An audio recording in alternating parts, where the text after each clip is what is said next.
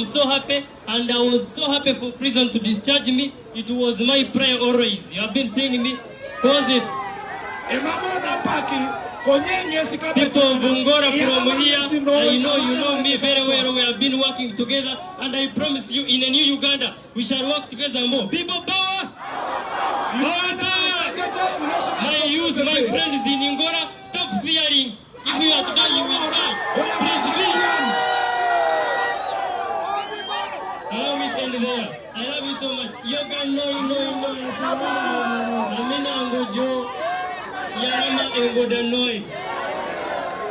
Thank you very much for the patriotism. Thank you very much at your age. At your age, many Ugandans don't know that they can contribute to their country. You had a government job and you were comfortable.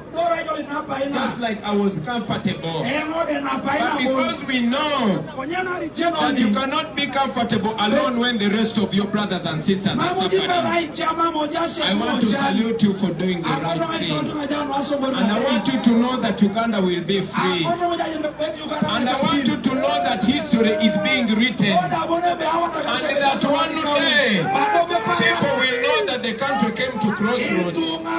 And there were young people like you who decided the truth, who decided right over wrong. They will harass you.